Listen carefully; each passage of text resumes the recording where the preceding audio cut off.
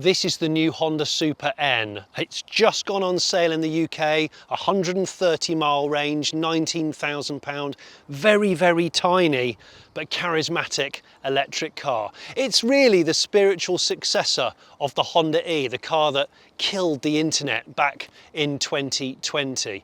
But Honda wants you to think that it's the spiritual successor to that down there, the Honda City Turbo 2. So in this episode, I'm going to be driving this car out on the road and telling you what I really think about it and whether it's a worthy car for Honda. It's an important car for Honda, but also it's a blatant excuse for me to drive one of those for the very first time. I'm Jonny Smith. Welcome to the Late Break Show. Jet, the Bulldog.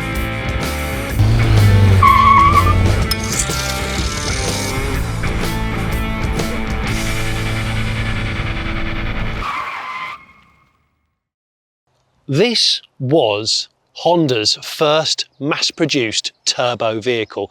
It is of a huge significant importance, and now it is a cult vehicle. The Honda City Turbo 2, ironically, was not available in the UK. It was only available as the Jazz. They couldn't call it the City because Mini, Austin Mini, and also the Metro had those names. So it was called the Jazz. It started the Jazz as we know it now. But this blistered archered little turbo warrior was so cool. And I remember as a kid in the 80s, this was exceptionally exciting. You could buy toys of them in the UK, but you couldn't buy it in the UK. And this is my blatant chance to just get behind the wheel of one for the first time. These things were seriously nippy and powerful for their time, and they're now well over 40 years old.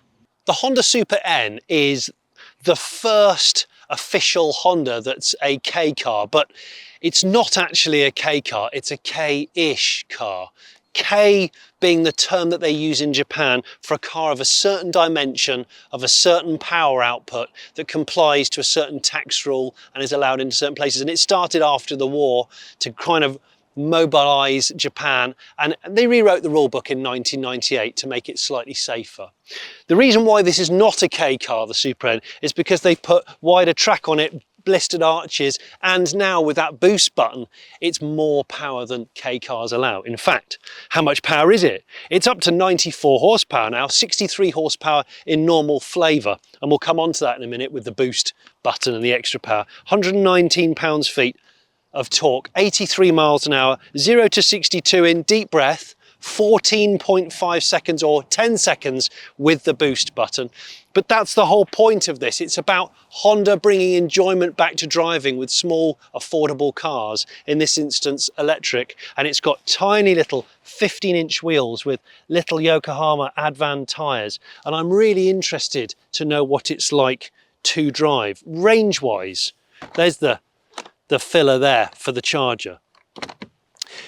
What Honda says is 15 to 100% in 4 hours with your home wall box, your 7 kilowatt wall box. 15 to 100% in 3 hours on an 11 kilowatt higher power wall box, or 15 to 80% in half an hour at 50 kilowatts DC rapid charge. 50 kilowatts is the fastest this can charge, which is actually very slow by today's standards, but it's not got a very big battery. The battery is only 29.6 kilowatt hours, which is teeny by compared to the huge vehicles that we buy nowadays, electric cars. And that's why the range of this is a WLTP of 128 miles. But in city driving, Honda says it'll do 199 miles, and you can drive it with one pedal driving, and there's lots of different regen which we'll talk about as we drive it on the road, because that's what I want to do. I want to take this thing out on the road. Yes, the body kit's quite funky. Yes, the Boost Violet, which is a no-cost launch colour, is pretty cool. Not sure about the stripe decal kit. Two-tone up there, that costs you an extra 600 quid, not sure it's worth that, but I want to know what this car drives like. And this car crucially replaces, as I said in the intro, the Honda E. And the Honda E was an amazing car that was far too expensive for what it was. Similar range to this, but it was closer to £40,000, and this comes in at under 20 grand. But is it going to win the hearts of enough people for Honda? I hope so. Let's check it out on the road.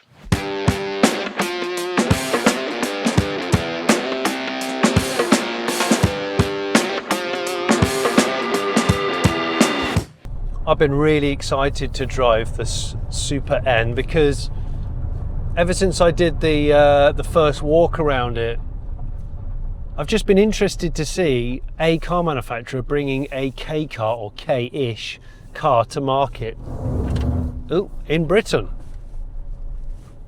And here we have it. Honda's an interesting bunch. They never really want to follow convention, and when they do, it's always a disaster. This doesn't follow convention. This follows on from Honda being the best-selling K car manufacturer of the last 4 years in the domestic Japanese market. That's the N1, the N-Box, which is the little van, and a couple of other different derivatives. They're even selling this car, this version in Japan, despite the fact it's not a K car. First of all, before I get off to say, I want to say that is borrowed from the Honda E, and driving this car for the last couple of days, all I've been thinking about is what the Honda E feels like, because the Honda E, to me, it's the car that came before this. It's the car that cost too much money for what it was, but it's the car that excited everybody. Is this going to excite me? So this is not a quick car. Like 0 to 62 in 14.5 seconds, which by today's standards is pedestrian. In boost mode it's 10 seconds, but what Honda promises and says is it's about the enjoyability of driving, and it's about, I hope, almost a bit of a re-education to say to people you can have a tiny footprint of a car, but you can have quite a spacious cabin, low cost, and it's happy and it's interesting. But it's a reminder that this is a much cheaper car on home soil. It really is. And the dash and everything is definitely a lower cost look, a less premium car than the Honda E. But the Honda E was 37,000 quid for a car with a boot that was the size of my shoes.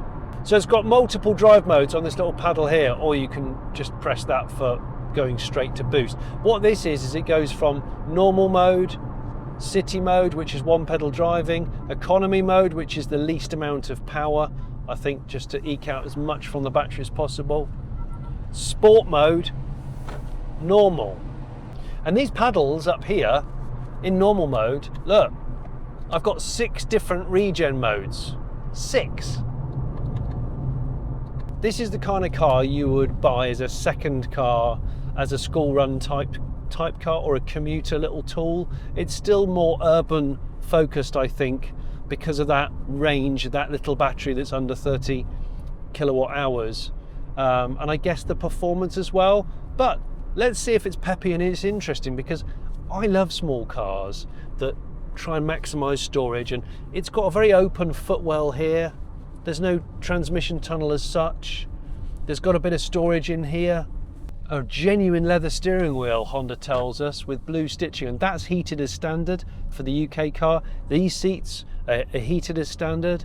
The battery has its own heat management, as in it heats itself up in winter to maximize its efficiency, but it can only rapid charge 50 kilowatts, which is quite small amount by today's standards, but the battery, as I said before, is tiny, really, by today's standards. So you're not going to get more than 199 miles driving it at sub 20 mile an hour in cities. This has got a bigger boot. This has got the magic seats like the Jazz, and it's very, very roomy in here. Those seats, which mimic the Turbo 2, I like the look of them, and the headrest is really comfortable. But these side bolsters, I've noticed, are a bit narrow on the arse, and I'm not the widest guy in the world, and they're tight on me. Now, this part of the video is proudly supported by Holy, and you might not know this, but the World Cup is currently on, and whilst most people are in pubs and in their homes and following football on their phones, I've got away from all of that and decided to come and spend time on the river. This is where I love to be at one. I've got some balls, I've got my boat. Let's do a bit of goalkeeping in the river. Oh, let's go. Captain Jonny strikes again. Now he's dribbling the ball when he shouldn't. Yes, no, yes, no. He's dribbling, he's got it, yes, he's got it. Damn it, he's going, going into the weeds. No, oh, scheisen. Now, Holy are currently giving away an England or Scotland thermo shaker with their deluxe packs. And that is a trophy I can truly get behind. The offer is aimed at people trying Holy for the first time. You get the starter set deluxe, the limited World Cup thermo shaker included free, and unlike most football memorabilia, this one's actually useful. It's important to stay hydrated this summer and during the World Cup, and there's no easier way than doing it with a Holy shaker. You just get your hydration sachet in your flavour that you like, rip the top off, this is made of paper, goes in there, shakes it up, job's a good one. I don't have to understand formations or defence or penalties or that rule that everyone gets wrong. What's it called? The offside rule? Yeah, that as well. I'm more about looking for pike and fishing out balls that have been dumped in the river by disgruntled football people. The starter set deluxe is usually $59.99, but check out the code on the screen now to get some money off, and you'll receive the free England or Scotland thermo shaker as part of the World Cup promo. So whether you're planning on watching every single game or you're planning a summer avoiding some of those games, either way, you need to stay hydrated. Anyway, I will leave all the details for this Holy promotion below in the video and in the description of this video. Thanks for watching. Now it's back to the video.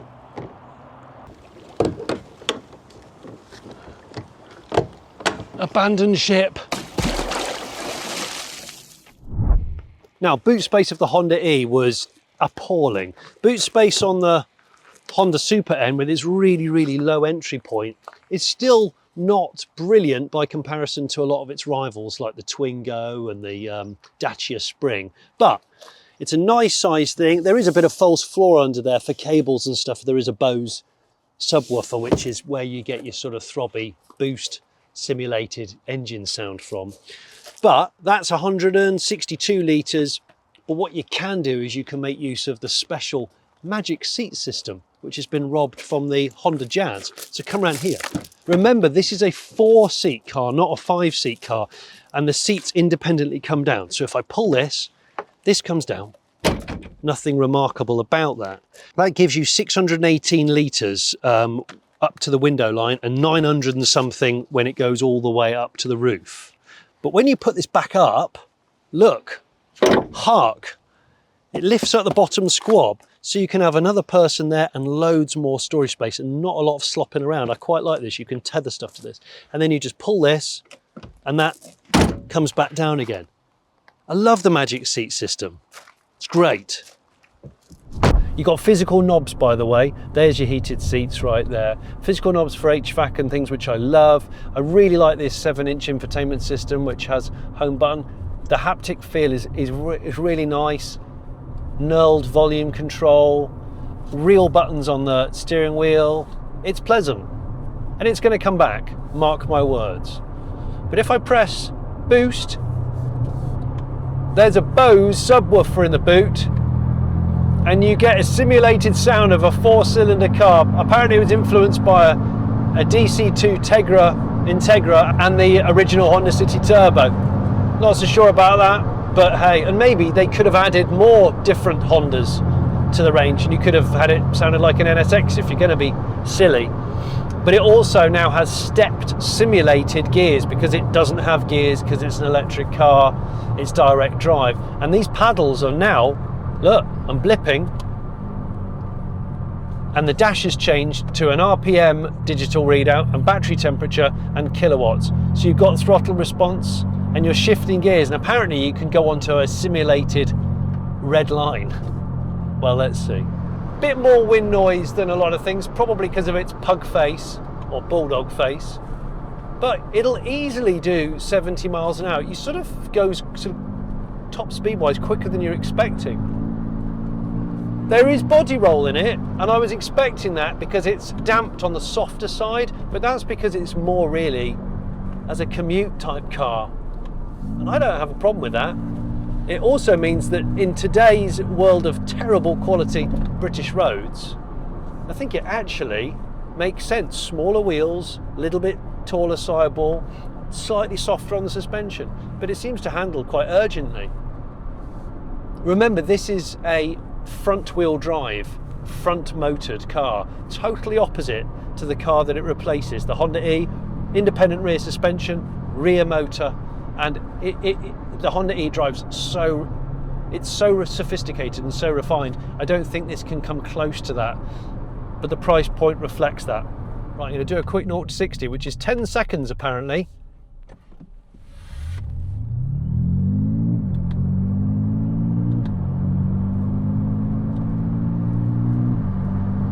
Yep. So that's 10 seconds, and that is as quick as you'll get. I've recently driven the Twingo, and that's one of the cars this really competes with. The problem this car has is the Twingo is really quite a good piece of work. An award-winning piece of work. Turning circle of 10 meters, that's just brilliant. So I'm going to go from boost mode into sport mode. Yeah, sport mode. So this will still have the Bose subwoofer in the back, I think simulating some of the sound, but less power than boost? Or is it there's no stepped gears? That's what it is. I feel like the step gear thing, I know Hyundai have done it in the Ioniq 5N and the Ioniq 6N, and a few others have done it now. I'm not sure whether I'd enjoy it more than the first week of owning the car. I just don't know if I'm bothered enough. After all, this car is less about driving fast, it's about just enjoying the journey, and I really like the body control of this. These roads are unforgiving. I'm going to just duck back because these corners coming up, you know, they unsettle a car quite a lot. I want to see what the Super N is made of. I'm really comfortable.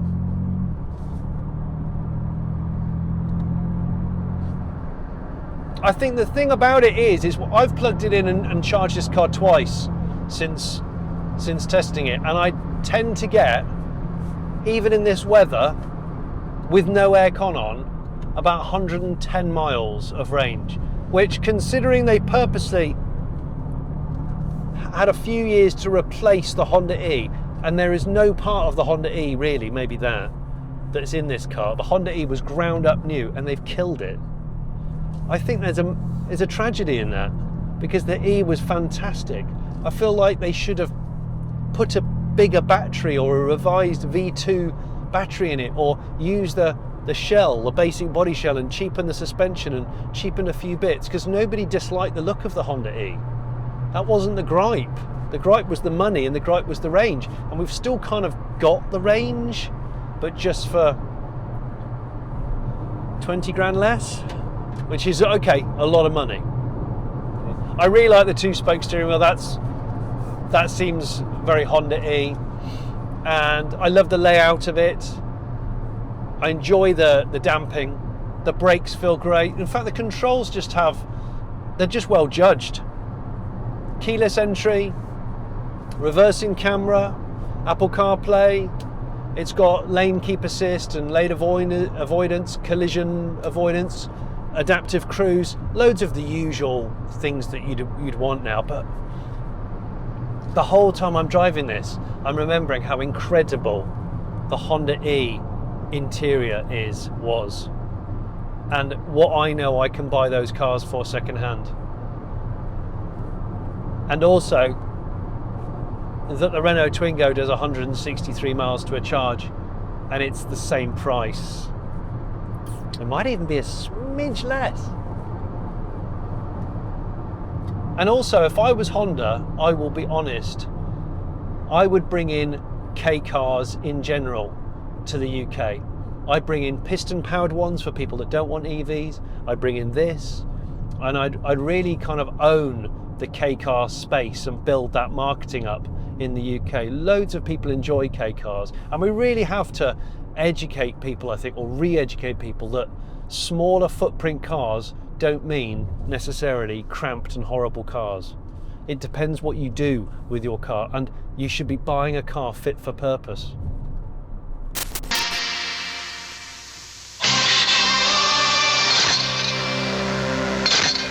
intercooler spec Bulldog Honda City Turbo 2. This was nicknamed in Japan the Bulldog because of that stance with the wider wings and those funny little eyes. And the Honda Super N mimics that face and those arches. But really, that car is more closely related to the Honda E. And on that note, if you haven't seen my Honda E review that I did a long time ago, back in 2020, have a look at that. This car is owned by this man, Richard. And Richard here, I've known about this car for a couple of years because it's probably the nicest example I know of. Yeah. In the UK, and you are, it would be fair to say that you're mildly obsessed with Honda City Turbo. Yeah, well, anything Honda really. Yeah. So the City Turbo is obviously the pinnacle. Yeah, you know? yeah. And you actually sourced this car personally in Japan. That's right, yeah. I had this dream of tracking one down in Japan, travelling there, meeting the owner and buying the car on a handshake, which was quite a difficult thing to achieve, but you know, it was something that it was a challenge that I set myself, and here we are. So I've got my little notebook here because I know that you will know more about the Honda City Turbo 2 than I do. Yeah, probably, yeah. I remember the Tamiya Willys Wheeler model, radio control model, which I think they've re-released now. Yeah, I believe so, yeah. In fact, I've just bought one in Japan. Have you? So, yeah. And the graphics of that particular model mimic the race series, the one make race series they did. That's right, yeah. There was a race series that ran alongside, I think, their touring car races in Japan. Yeah. And they were really exciting races because with these, what's called the tall boy design on the City Turbo, so it's, you know, so there was quite a lot of rollovers and, you know, action-packed racing. Oh, really? There was a lot of crashing? Yeah, there was. And yeah, so... But there's none of those left now, unfortunately. They all got destroyed in a tsunami. Did they? Yes. All the surviving race cars went. Yeah. So there's none left? There's one in the Honda collection. Right. I don't believe there's any more now. So let's talk about what makes the Turbo 2 so strange and neat. So we in the UK got, and I've actually got a brochure which I'll show you on camera now, for the original Honda City, City Jazz. That's right. Call it what you want to call it. But we never in the UK got the turbo version, which has the swollen arches. That's it, yeah. Obviously the turbo engine, the intercooled engine, which is what this has got. What else has this got? Well, it's a wider track. Right. So that's why it's got the flared arches. It's actually a wider track. Yeah. And obviously it's the turbo engine, which gives it, I think, about double the horsepower of the original Jazz. I was looking at 110 horsepower, I think. This was so this 1.2 was 110 horsepower, which the Golf GTi, the original Golf GTi, was 110 horsepower. Was it? And that's a 1.6. And I guess this would be a lot lighter. I think it's about 730 kilos. Yeah. Yeah, 735. Yeah. You know what you're doing.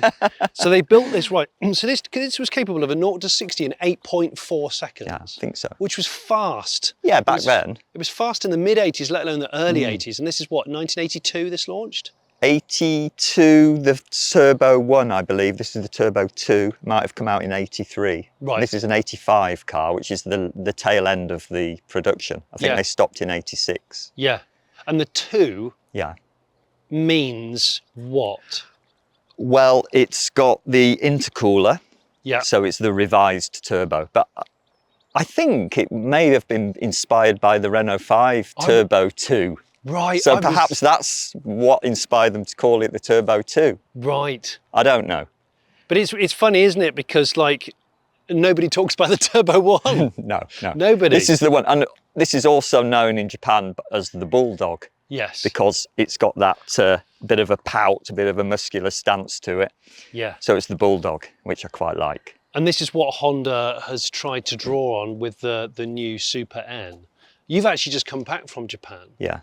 And you were saying to me that that you found a brochure out there. That's right, yeah. For the accessories on that car, but they don't call that the Super N out there. It's the Super 1 out there. The Super 1. But it looks identical as far as I could make out.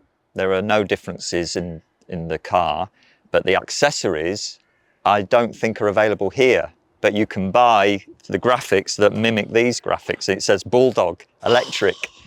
And you can buy fog lights that mimic these that automatically switch between clear or yellow on the lens. That is so natty. So natty. those would be must-have extras if I was to buy one. Yeah. The irony is I've never driven one of these despite knowing about them since they were pretty much new. And the value of this car right now is probably not that far off what these are going to be selling for brand new, the Super Ns. You know, they start at 19 grand, 19 and a half grand. So yeah, this is, I can't wait to drive and ride one of these. And that's the thing, remember, because at the back, the party piece lives in the boot. So you choose between having a boot or having a moped in the boot. That's right, yeah. Yeah, this predates park and ride in cities. Yeah, park the idea was, you park outside a city and you get on a bus and you take the bus into the city.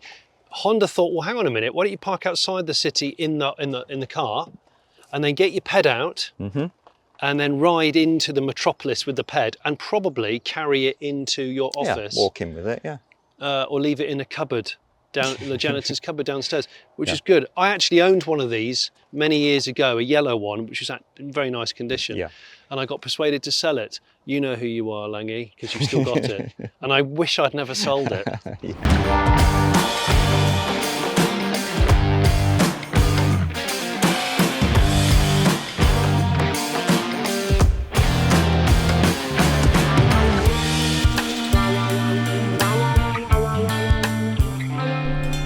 My first outing in a Honda City Turbo. I'm really excited about this. I'm really excited. Because I really remember vividly the excitement around these, certainly with the Tamiya Willys Wheeler models. And they look so exciting, and this was the peak era of just Japanese writing on everything, being so excitable. Well, these were 0 to 60 in 8 seconds, and the engine has warmed up, so I'm actually going to do a 0 to 60 while there's no one around. I'm going to do one. Are we ready? Are we ready for this?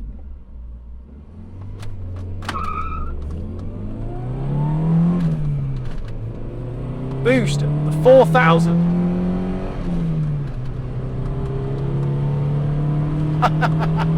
There we go.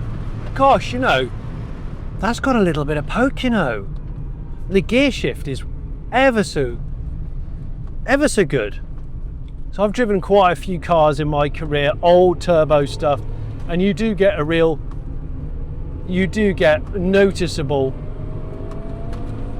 turbo lag and then boost. And the boost graphic in the middle of the screen is like waves, like the wavy graphics, like the lined graphics. But actually it didn't feel like lag, bang. 5-speed gearbox, which again, you know, was really common in Japan for a lot of cars, even budget cars, but in the UK, still something that was quite scarce in the early 80s, really. Hey now. God, that is really impressive actually, but then power to weight, 735 keys. There's a very light weight to most of the controls, which is a real Japanese thing. Like the gear shift is very, very light, but yet the steering below 30 miles an hour is heavy. When you're up to speed, it's glorious. In the same way that a couple of cars I own that aren't assisted, like the Dodge is like that, the steering's really stiff in the Dodge, low speed. It's not a fair comparison, but when it goes above 30, everything just comes alive in it. I just really like the steering feel of that car, which is why I've never assisted it. But it is a total pain around town and manoeuvring to park, which is ironic in this case because this is called a Honda City. So this was referred to as the tall boy styling because it's, at the time at least, it had a quite high roof line. But you compare it to the Super N, that's like a top hat because a lot of Kei cars are like that. I got me Japanese spec Marlboro menthols on the dash, got me a yen. Yes, the steering's really heavy. And I've noticed you can adjust, I think, the rake of the steering, or the tilt. But you can't bring the steering in and out, which was very, very uncommon back then in the 80s. But the Super N you can't pull the steering in and out of, which is a little bit frustrating actually. the City Turbo 2's in really good condition, like Richard's car, because this one is beautiful. And I had this car on display when we had a late break show exhibition at the Retro Rides show in Mallory Park a couple of years ago, and this was like one of my favourite cars on display. And I looked around it, saw the attention to detail, and this car's not been fully restored either. It really is. You know, these are 20+ thousand pound cars now, mostly fueled by the interest in America, because they're old enough to be shipped over to the States now. They're well over 25. I think suddenly that rise of JDM stuff in America has spooled up the interest in this. Exhaust note is really quite quiet, and this has got the original exhaust system on it. I crawled underneath when I was talking to Richard, and it still has a really good condition original equipment Honda silencer on it, and it reminded me that it's an independent rear suspension. Now the Super N hasn't got independent rear suspension, it's a cheaper torsion beam type setup, but the Honda E, which the Super N replaces, that was rear wheel drive and independent rear suspension, and that handles beautifully. Right, 50 miles an hour, third gear. Let's drop a gear coming out of the village.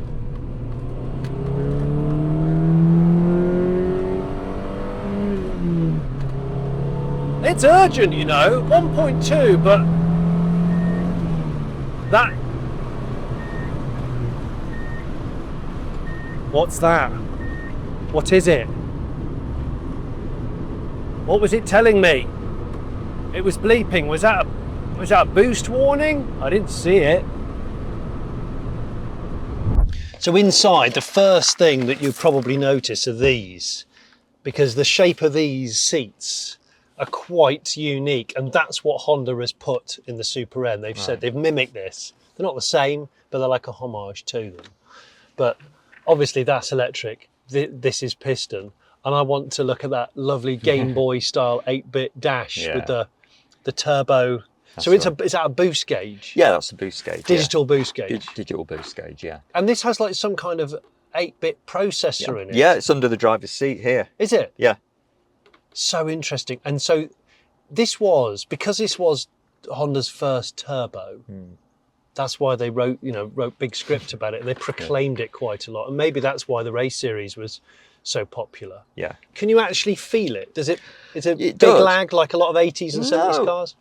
I mean, I haven't driven many 80s turboed cars, but I would say it's just a nice surge of power that all the way through. It doesn't have a hard hit to it. It just sort of wafts you along, with quite a strong sort of presence. It's quite nice. And it's got an extra injector or something. Yeah, that's the CVCC engine, which puts an initial charge in the cylinder to ignite a more lean charge so that it would get really good emissions. Oh, like a clean burn. That's because I think it was for the American emissions market more. Right. They developed it on the Civics. I'm just looking at your tapes. Yeah, I mean, they're all from the 80s, and they're all Japanese That's so good. cassettes. That's so good. This one here, my particular favourite, Tokyo Romantica. Is that what it is? Yeah, so that one's a proper 80s piece. And then you got Game Boy spec boost gauge. Yeah. And then at the top here, another really, really natty feature. Yeah. Where's the little latch? Oh yeah, take that out there. Yeah, it's got all the.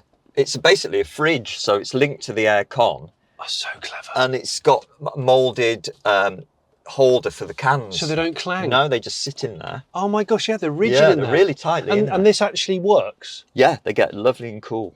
That is brilliant. Yeah, it's great. I don't know why they didn't continue that with other models afterwards. No. I've not seen it on anything else. Well, we're seeing it a lot on new car launches now in the last 5 years. Yeah. And people think it's a new idea. Yeah. Naturally. It's a lot of Japanese cars in the 80s. I think Nissan did one in the centre console. And Hyundai have done one in the last few years. But this is great. It's a shame the Super N hasn't got this. I know. They could have put that in, couldn't they, as a bit of a homage to this one. Yeah. That's neat though. Yeah, it's lovely. So neat. Yeah, and it's got a nice little digital clock there from the 80s. Just see that there. Look. Oh yeah. Yeah.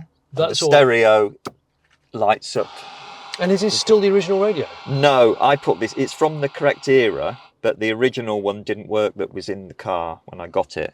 So I managed to source this one, which is the correct spec for the age of the car. So you haven't restored this interior, because these interiors really don't wear well. No, I mean, usually the sun would rot the bolsters really and fade the black cloth. No, these are in absolutely incredible condition. So good, in fact, I'm guessing they may have had seat covers on originally. Yeah. And the Honda. Yeah, rubber mats. mats. Yeah, oh my word. Yeah, all original. Yeah, that is so nice. I mean, and a flare. Yeah, that's it. In case you go off the side of the mountain when you're doing your two-gay, whatever it's called. Yeah, that's right. This is so good. Yeah, and it's a nice little storage compartments. They've made good use of every little bit of space that's there. Oh a little flap there. Yeah, everything really so compact, so well thought out. Yeah, I love it. Yeah. Honda don't sell the new version of this in the UK. It's called a Motocompacto. It came out a couple of years ago, really popular in America and really cheap. I've nearly bought one. I haven't bought one because I have something called this. This is my Moto Chimp, sadly out of production now.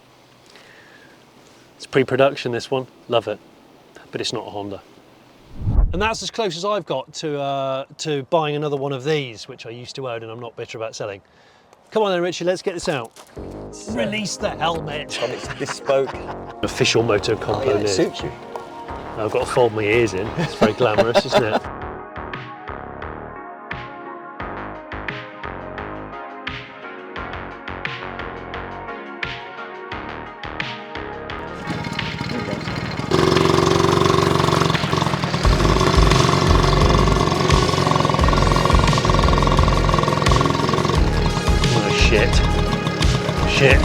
Shit. This is Honda at its best, doing things like this, which also packaging things like that. We need more quirky Honda in the world. Yeah.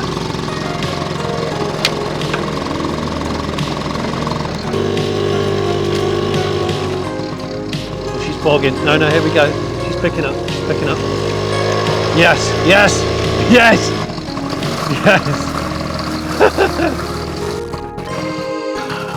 There's something so satisfying about a ped. You think this came out when we were enjoying things like the Austin Metro, or the MG Metro and the MG Metro Turbo? This is a much more rapid, sophisticated tool.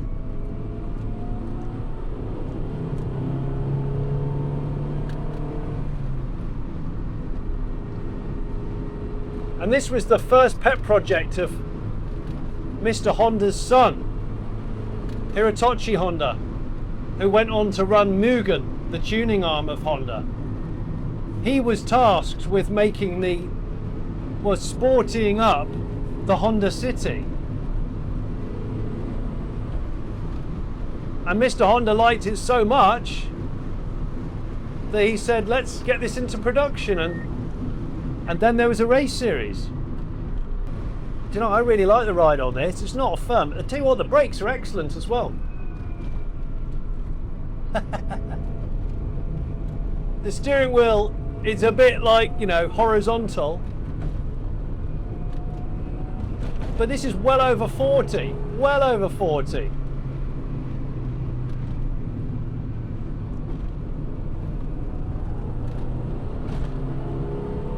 It is not showing itself up. It's delivering the City Turbo 2 with intercooler. And I don't know what it's telling me because it's not bringing up any information. I will look this up and I will put this in the video. I'm sure it means something significant. This is about the same length as the Honda Super N, but it's wider. Even with the extra track width, I think the Super N is still a narrower beast than this. But I think nowadays this is getting more attention from younger people, younger car enthusiasts, than it is people who understood it and knew about it in period. which is really, really fascinating for me. There you go, look, second gear properly. Yeah. Do you know, I love when Honda are quirky and interesting. Honda are brilliant. And this with the moped in the back and all the weird little accessories and your Pocari Sweat can of in there, chilling while you pick up some good B roads. It's just great. It's just great. Or you put on your, let's see what we got on the tape player.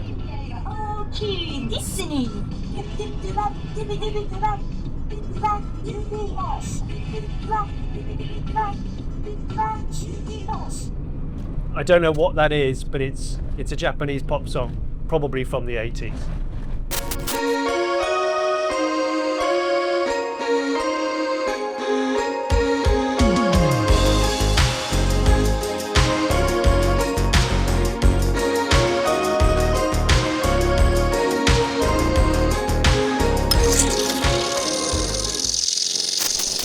Well, now there's nothing like a random picnic, a Honda picnic. You're probably wondering what on earth is going on. Well, that has just died on camera in front of us. I probably have to put some more fuel in it. That is what we think to be the smallest four-stroke, at least, generator ever made by Honda in the 60s. And Richard found one and has recommissioned it. It's still got the box and the instructions and everything, but that is going to power this lovely Sharp Ghetto Blaster, which has a turntable built into it as well as tape decks. And this, crucially, is a 7-inch single by Madness called In the City. And they used this record to promote this car when it came out, but only in Japan. You can watch it on YouTube, I've talked about it before. So we're actually going to play this record on this Ghetto Blaster, powered by this little Honda generator, while we have a little Honda picnic with the Super N and the City Turbo 2.